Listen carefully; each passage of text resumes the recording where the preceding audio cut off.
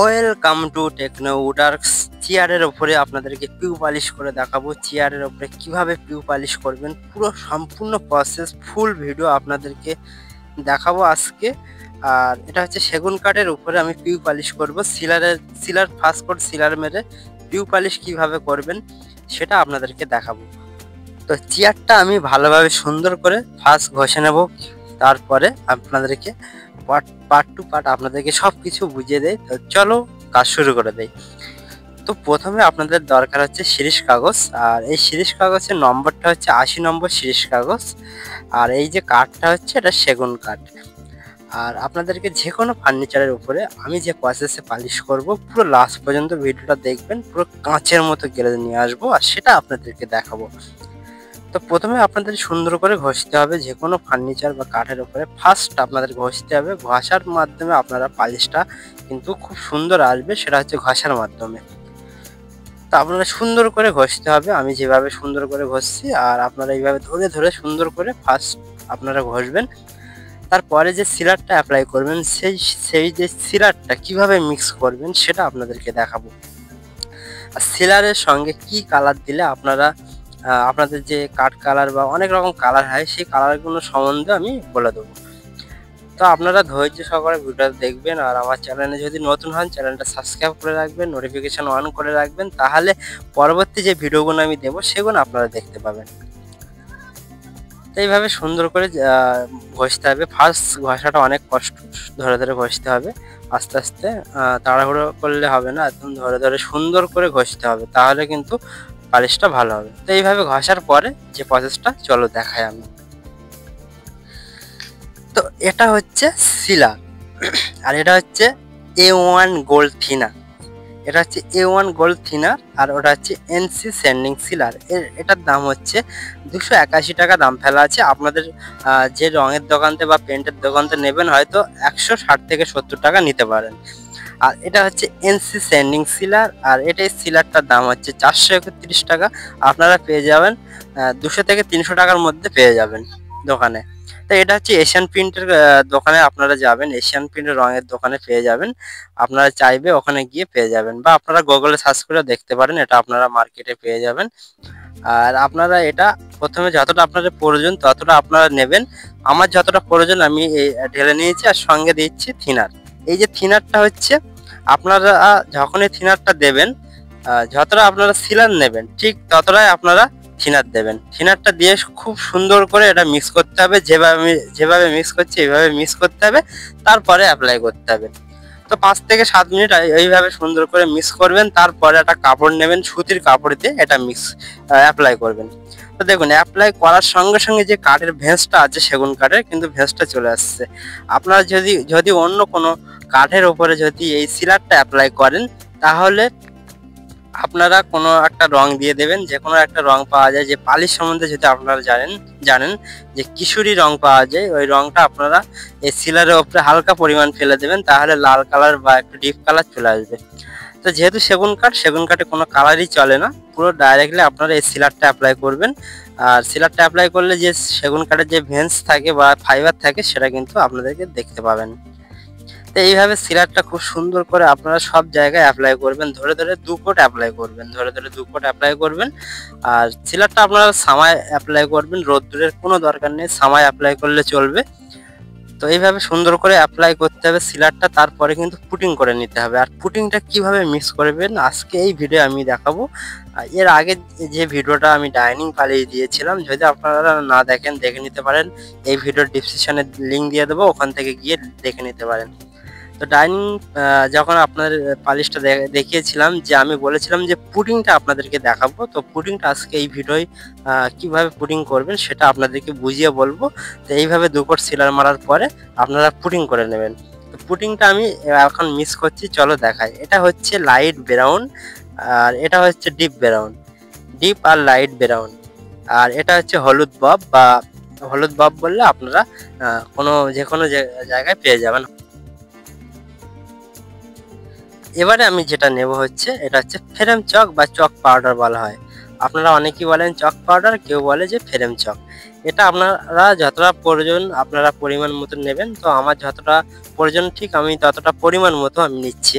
তো এইভাবে সুন্দর করে আপনারা পুডিংটা মিক্স করবেন। একদম ভালোভাবে দেখে নিন পুডিংটা কিভাবে মিক্স করবেন। আর যদি আপনারা পুডিং মিক্স করতে না চান, ডাইরেক্টলি আপনারা রঙের দোকানে গিয়ে বলবে যে উড ফিলার দিন, তাহলে দিয়ে দেবে।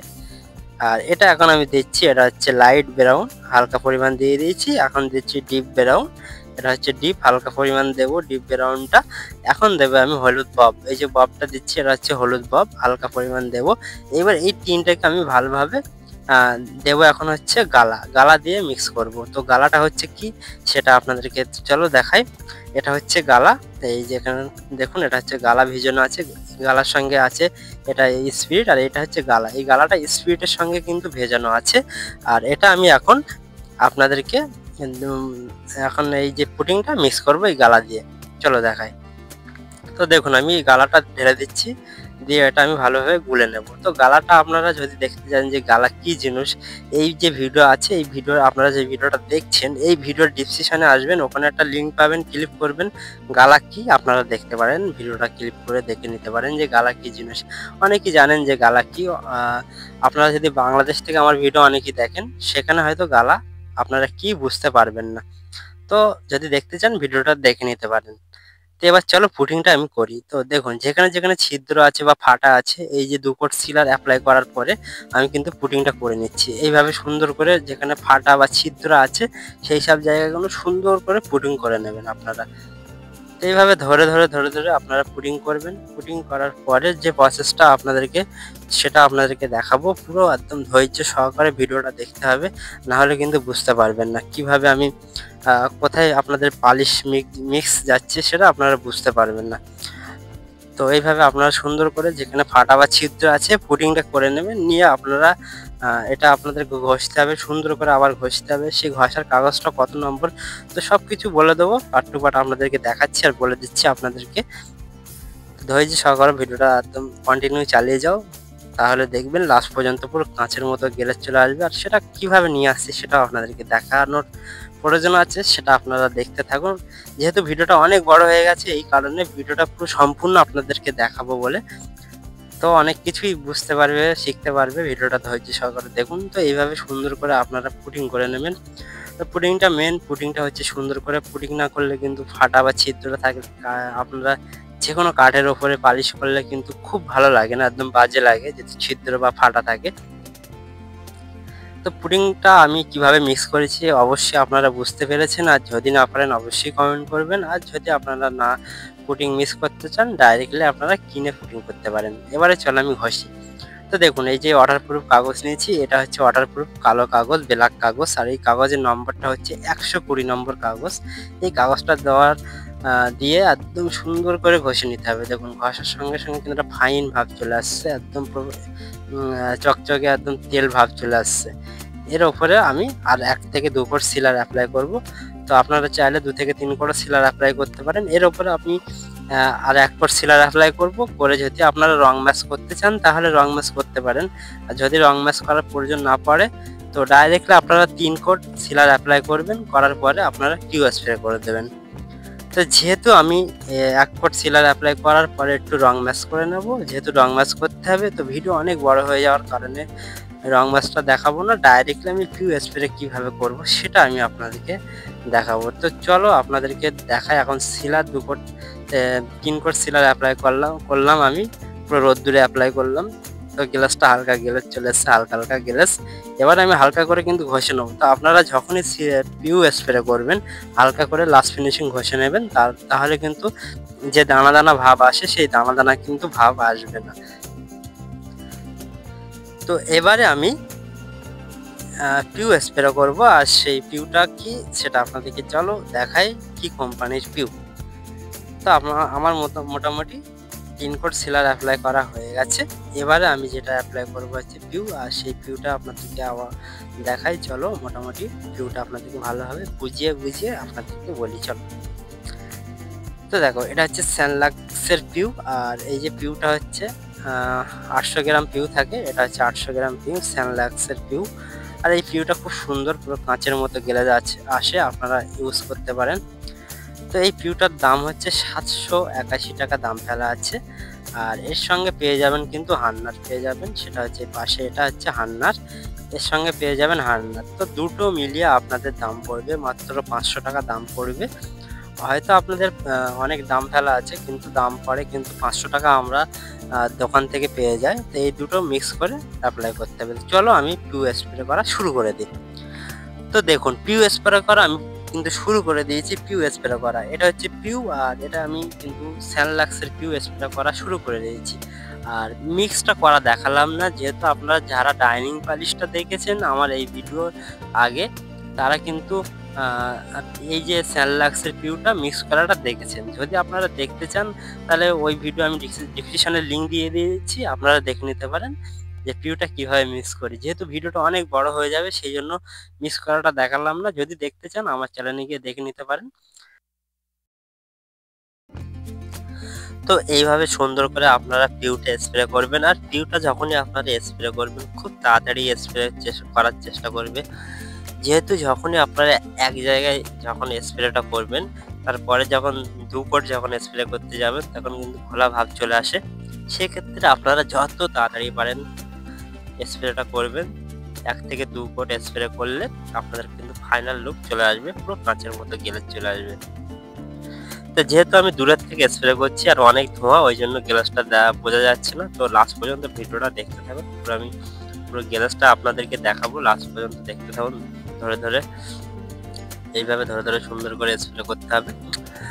আর এরকম পালিশ সম্বন্ধে আপনাদের যদি অনেক ভিডিও আছে, আর সেটা যদি আপনারা না পারেন আমাকে অবশ্যই কমেন্টস করবেন, আমি সেই ভিডিও আপনাদের জন্য নিয়ে আসার চেষ্টা করব। তো আমি অনেক রকমেরই পালিশ করি, আর আপনাদের জন্যই ভিডিওগুলো আপনাদের জন্য ইউটিউবে আমি আপলোড দিই, আপনারা সেখান থেকে দেখেন। আর সেখান থেকে দেখে আমার চ্যানেলটা সাবস্ক্রাইব করে রাখবেন আর নোটিফিকেশন অন করে রাখবেন, তাহলে কি হবে এরকম ভিডিও আমি নিয়ে আসার জন্য চেষ্টা করব। তো এইভাবে সুন্দর করে মারার পরে যে ফাইনাল লুকটা হবে সেটা আপনাদেরকে এবার আমি দেখাবো। তো চলো যে ফাইনাল লুকটা 3টে চেয়ার আমি এক জায়গায় রেখে সেটা আপনাদেরকে দেখাই। তো দেখুন পুরো কাঁচের মতো যে ফাইনাল লুকটা এখন দেখতে পাচ্ছেন আপনারা।